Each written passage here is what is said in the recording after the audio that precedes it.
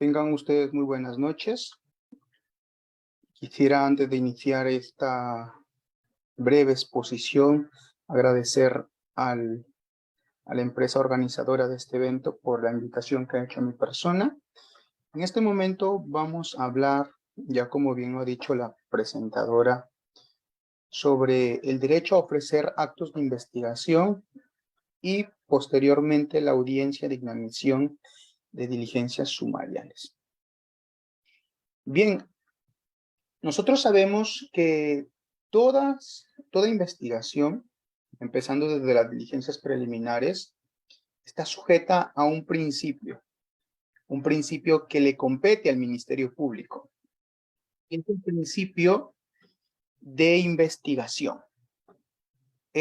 Como lo digo, es propio, gracias a la norma procesal penal, es propio del Ministerio Público, quien es un órgano conformado, creado constitucionalmente, que tiene competencias para poder conducir, dirigir la investigación, poder determinar si es que una persona posiblemente ha cometido un delito y pues llevarlo a un proceso, establecer una estrategia determinada, la que crea conveniente para que posteriormente en juicio oral pueda obtener una pena, sea privativa de libertad u otro tipo de pena.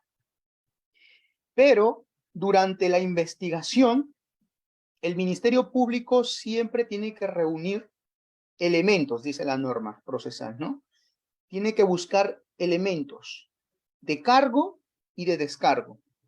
Porque hasta ese momento, hasta el momento de las diligencias preliminares y la investigación preparatoria, el Ministerio Público se encuentra de manera neutral. ¿Por qué? Porque él lo que hace es ser un tercero, por decirlo así, imparcial en ese momento, que va a determinar si en verdad hubo un hecho o si es que hay elementos que puedan acreditar que hubo un hecho o como que no lo hubo y recabar todos esos elementos. Es por ello que tiene que actuar con objetividad en estas dos primeras fases, o mejor dicho, en estas dos primeras subfases que son parte de la fase de investigación preparatoria, donde va a buscar, va a investigar, va a realizar actos de investigación, pero que sean de cargo y también de descargo, no solamente actos de investigación de cargo, ¿de acuerdo? Sino que tiene que realizar, como dice la norma procesal, aquellos que puedan acreditar, por ejemplo, que la persona que viene siendo procesada no es responsable de los hechos que le está imputando un presunto agraviado. ¿De acuerdo? Entonces, en razón a ello, en razón a que el proceso penal, desde su inicio, tiene como fin que se obtenga elementos de descargo, es que el imputado, y no solamente el imputado, sino también las demás partes procesales, las demás partes intervinientes, tienen la oportunidad de poder solicitar la realización de actos de investigación. ¿Cuál es la base legal? Siguiente diapositiva, por favor. Si nosotros nos vamos a lo que dice el artículo 337, numeral 4 del Código Procesal Penal, vamos a encontrar lo siguiente. Acompáñeme a leer. Y dice, durante la investigación, tanto el imputado como los demás intervinientes podrán solicitar, dice, al fiscal aquellas diligencias que consideran pertinentes y útiles para el esclarecimiento de los hechos. Punto. Dice después, el fiscal va a ordenar qué cosa, que se lleven a efecto aquellas que estimare conducentes. Siguiente diapositiva. Aquí hay unas ideas que son importantes, unos puntos claves que tenemos que entender. Dice el tipo legal, el tipo procesal, durante la investigación.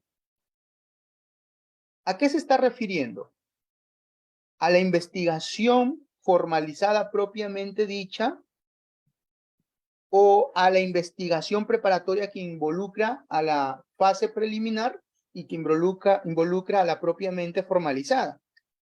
Si nosotros hacemos una interpretación literal y sistemática con lo que establece el artículo 336, que es un artículo anterior, vamos a poder observar que el 336 habla ya de la formalización, de la investigación preparatoria, pero formalizada.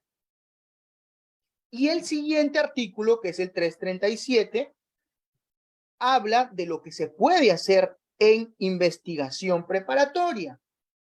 Entonces, este dispositivo, si lo interpretamos así, solamente podría aplicar en la investigación preparatoria. Está haciendo referencia a la investigación preparatoria. Es más, si nosotros nos vamos al 337 numeral 2, vamos a poder entender que está haciendo referencia a la investigación preparatoria formalizada. No a la investigación preparatoria como etapa, sino a la formalizada, a la subfase de la investigación preparatoria como etapa. Eso se puede entender de lo que dice la norma legal, la norma procesal penal.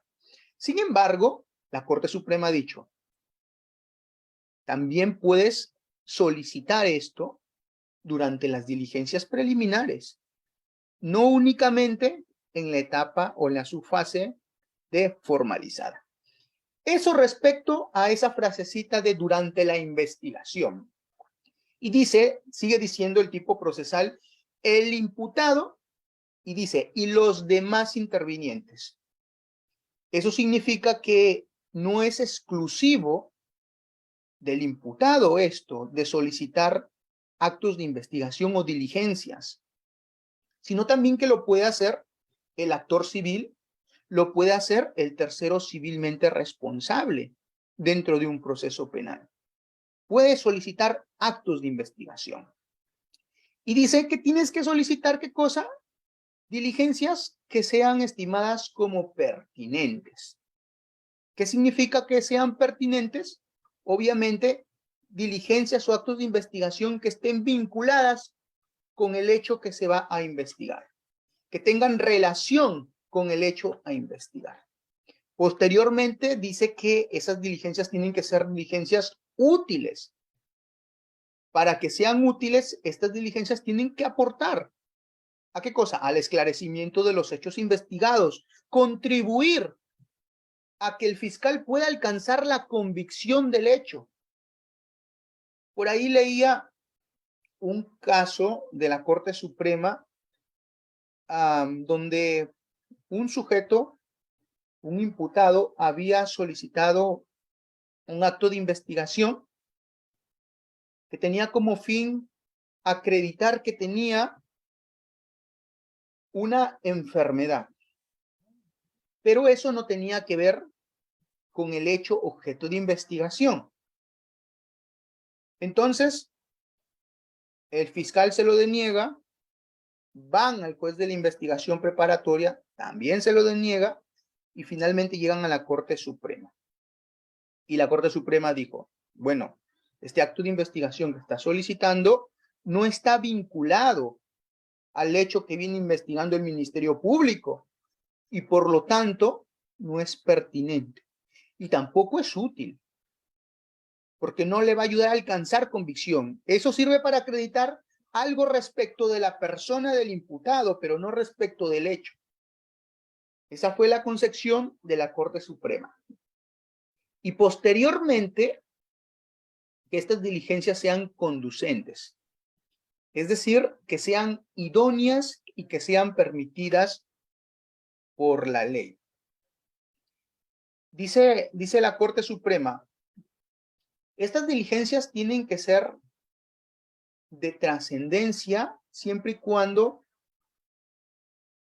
teniéndose en cuenta el nivel de sospecha de la etapa o la fase en la que te encuentres. A ver, si el fiscal está en investigación preliminar, el fiscal posteriormente va a pasar a una formalización. Entonces, tu acto de investigación que ofreces tiene que otorgarle al fiscal información que lo lleve a no formalizar la investigación, porque ahí tiene que tomar una decisión. Y si ya está en formalización, la función del fiscal va a ser acusar o no acusar. Entonces, el acto que vas a solicitar tiene que tener esa capacidad de que le ayude al fiscal a poder decidir si acusa o sobresee. Esa es la concepción respecto a la importancia, a la pertinencia o la utilidad que debe tener el acto de investigación en estas fases de la fase preliminar o la formalizada o la propiamente dicha formalizada de la investigación preparatoria. En consecuencia, obviamente estas partes procesales, excepto el agraviado, tienen derecho a ofrecer actos de investigación. El agraviado viene representado ya por el Ministerio Público, salvo que venga con un actor civil, ¿no? Que es distinto. Bien, todas estas partes tienen el derecho de poder ofrecer estos actos de investigación. Pero estos actos de investigación, si son ofrecidos por la persona que viene siendo procesada, obviamente tienen que ser de descargo. Pero hay un dato curioso. Dice, siguiente diapositiva, dice el tipo procesal. Si el fiscal estimare. Está en el tipo, quédate ahí, ¿ya? Pero dice el tipo procesal. Si el fiscal estimare, va a aceptar los que son conducentes. ¿De acuerdo? Entonces, si nosotros leemos el 337, el primer párrafo, este no es el primer párrafo, vamos a entender que solamente entonces el fiscal tiene la posibilidad de rechazar los actos de investigación que no son conducentes. Es decir, que el fiscal no tendría que entrar a evaluar lo que es la pertinencia o la utilidad, sino únicamente la conducencia. Así como lo dice el tipo procesal. Si lo puedes regresar, por favor, 2 diapositivas. Ahí está. El fiscal ordenará que se lleven a efecto aquellas que estimare conducentes. Es decir, según lo que dice la norma procesal, el fiscal únicamente va a entrar a evaluar lo que es la conducencia, a evaluar si el acto de investigación se encuentra prohibido o se encuentra permitido por la norma procesal penal, si es idóneo para la norma procesal penal. Y si es permitido, entonces no debería ser rechazado, ¿verdad? No debería ser rechazado. Bueno, eso se puede interpretar de lo que dice la norma legal. Pero la Corte Suprema dice, no, el fiscal también puede evaluar la utilidad, el fiscal también puede evaluar la pertinencia. Entonces, queda claro, regresa a la diapositiva en la que estábamos, avanza 2. Entonces queda claro que el fiscal tiene la opción, la facultad que le otorga la norma procesal penal para rechazar un pedido de realización de un cierto acto de investigación, de una cierta diligencia que le solicite alguna de las partes, en este caso el imputado. Siguiente diapositiva. Entonces, si el fiscal rechaza este pedido, esta solicitud, ¿se estaría afectando el derecho a la prueba? Es más, la parte tendría aquí en esta instancia derecho a la prueba. ¿Y qué dice la Corte Suprema? Si nosotros nos vamos a la apelación, como pueden ver allí, 25-2021 de Junín, la Corte Suprema dice que no, que la inadmisión de las diligencias sumariales obviamente no supone una vulneración, no supone una violación al derecho de la prueba que tienen las partes procesales. Y dice, ojo, no es lo mismo que hablemos de actos de investigación, del derecho a ofrecer actos de investigación, diligencias de investigación, que hablar del derecho a la prueba. Son dos cosas distintas. Y dice, y si nosotros nos centramos en lo que regula el artículo 337, numeral 4 del Código Procesal Penal, lo que está allí es un derecho, sí, de las partes, pero es el derecho a ofrecer actos de investigación. No es su derecho a la prueba. Entonces, si el fiscal lo rechaza, no está vulnerando el derecho a probar. ¿Por qué? Porque el derecho a la prueba, dice la Corte Suprema, se va a deducir ¿en dónde? En juicio oral, exactamente en la fase probatoria, en la actividad probatoria. Y solo allí se podría vulnerar el derecho a la prueba. Y el ofrecimiento de actos de investigación, obviamente, se va a deducir ¿en dónde? En la investigación preparatoria, sea en la preliminar o en la formalizada. Y estos actos carecen de naturaleza probatoria.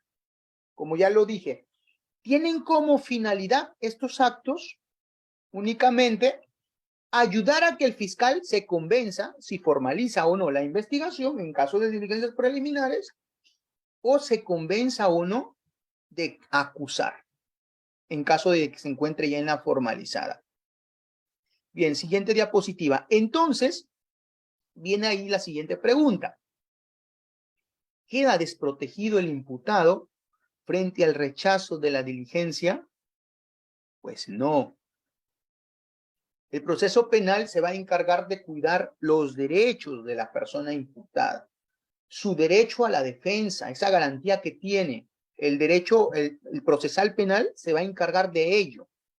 Entonces, el derecho a ofrecer actos de investigación, dice la Corte Suprema, es una manifestación extensiva del derecho a la defensa, de la garantía a la defensa procesal del imputado. Y por ello, obviamente se va a garantizar su protección siempre y cuando el acto sea efectivo. ¿Y dónde encontramos esa protección? Cuando se te rechaza un pedido o una solicitud de un acto de investigación. Precisamente en el mismo dispositivo, siguiente diapositiva. El mismo artículo 337, pero en el numeral 5 ahora señala, si el fiscal te rechaza la solicitud, vas a instar al juez de investigación preparatoria, ¿para qué? Para obtener un pronunciamiento judicial acerca de la procedencia de la diligencia. Y dice, el juez resolverá inmediatamente con el mérito de los actuados que le proporcione la parte y en su caso el fiscal. Es por ello que la Corte Suprema dice en consecuencia pues el remedio, la solución procesal para este problema es ir a una audiencia de inadmisión de diligencias sumariales. ¿Esto qué es? Es un incidente que se va a abrir en el proceso penal y donde se va a discutir la razonabilidad de la desestimación por parte del Ministerio Público. Además de ello, pues se va a analizar si es relevante, es necesario el acto de investigación, si la diligencia es razonable, o también se va a analizar si el fiscal incurrió en algún tipo de arbitrariedad. En ese caso, siguiente diapositiva. Eso es lo que señaló la Corte Suprema en la apelación número 25/2021. El remedio procesal es el remedio procesal, por decir, la solución procesal. No se está refiriendo exactamente a un remedio como tal, como si fuera una nulidad, ¿no? Que es un remedio procesal. No, se está refiriendo a una solución. Lo que dice la Corte Suprema es, la solución procesal de la inadmisión de las diligencias sumariales se instituye en un incidente de discusión acerca de la razonabilidad de la estimación fiscal en esa audiencia.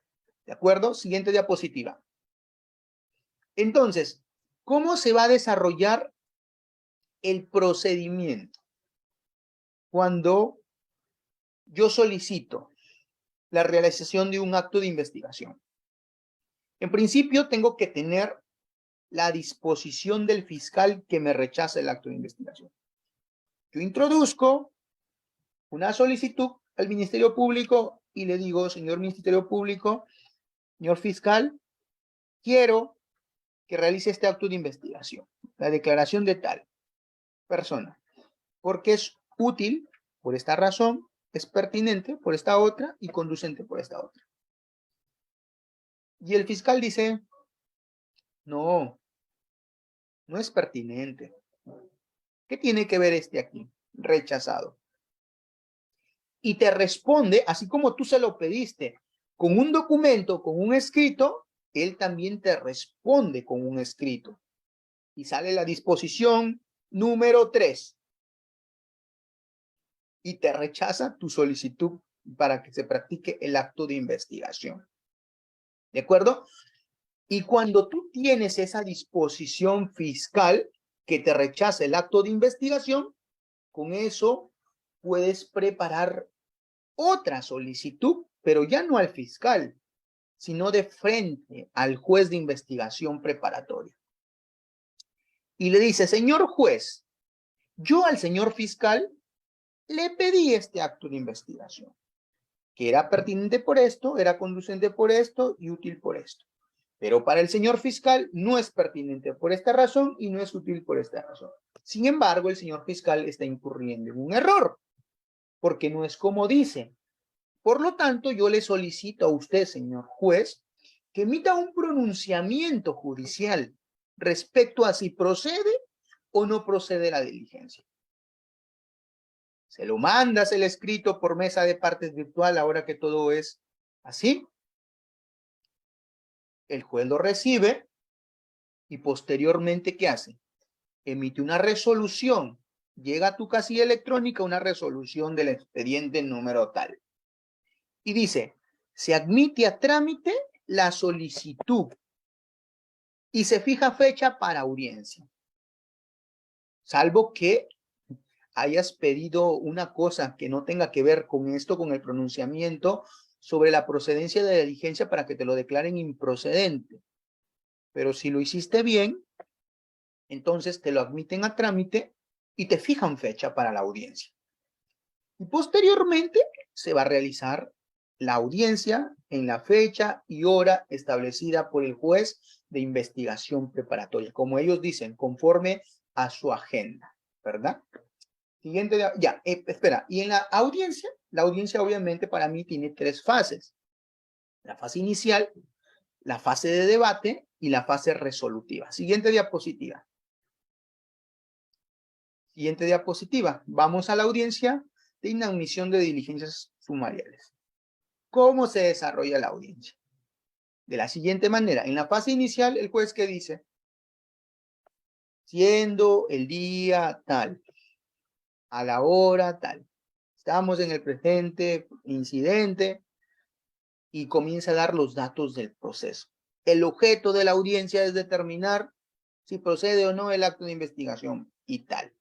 Comienza a dar datos del proceso el juez de la investigación.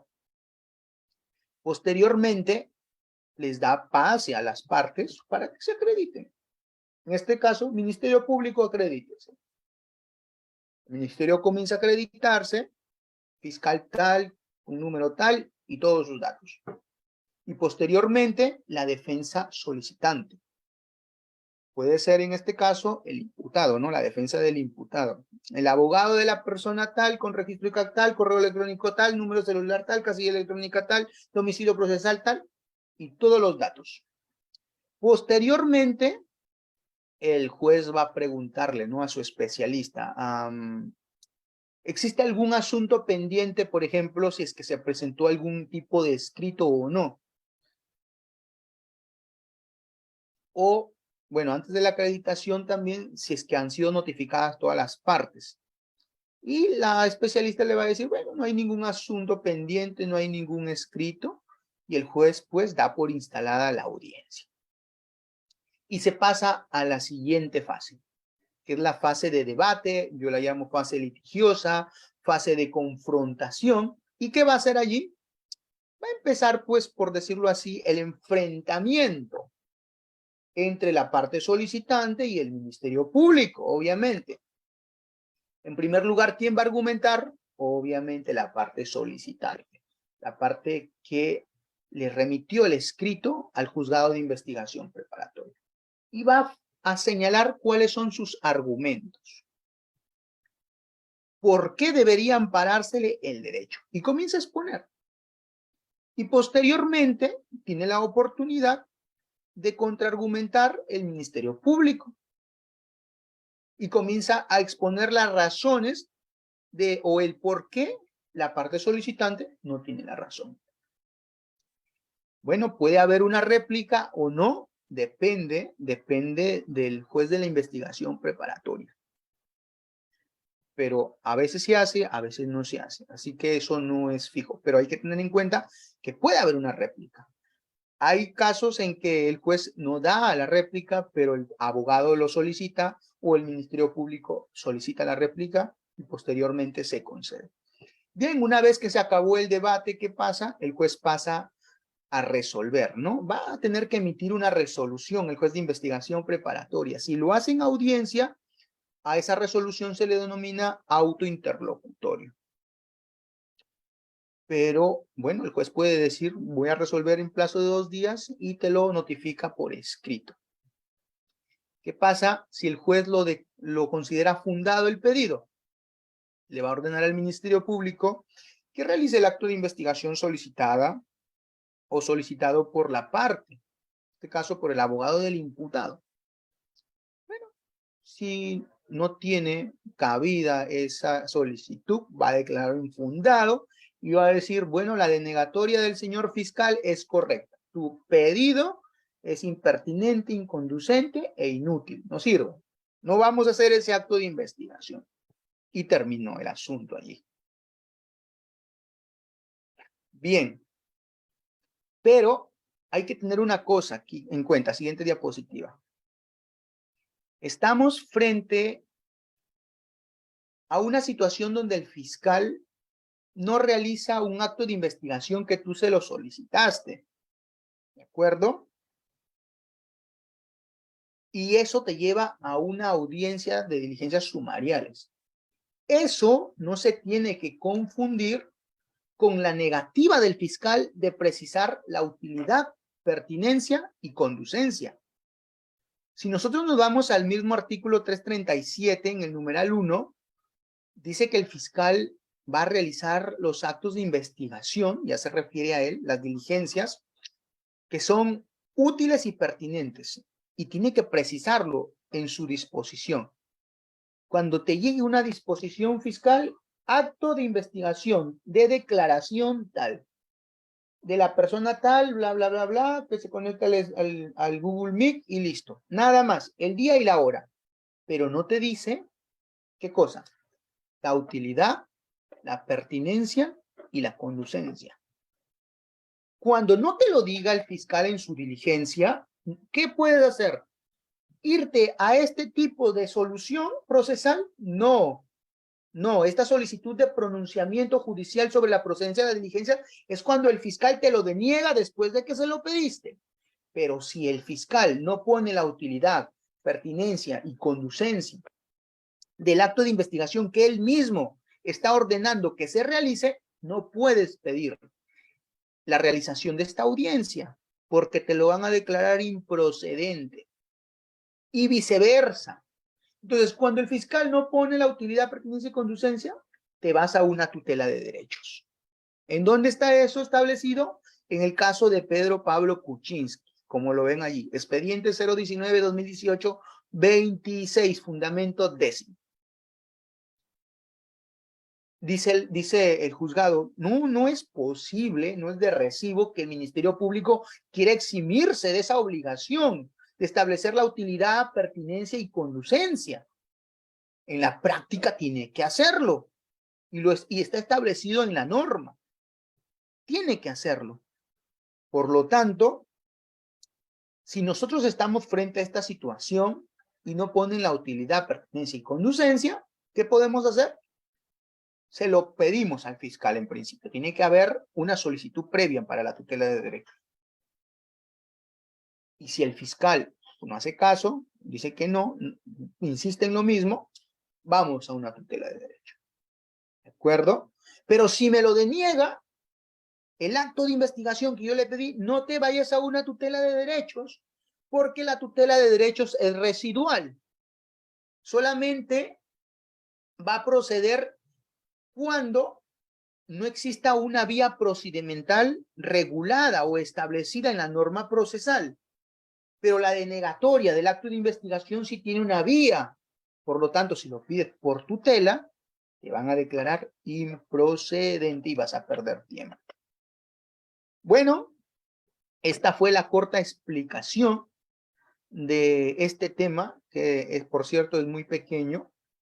Muchas gracias. Siguiente diapositiva. Muchas gracias a las personas que estuvieron aquí escuchando sobre este tema. Muchas gracias a los coordinadores también por invitación hacia mi persona.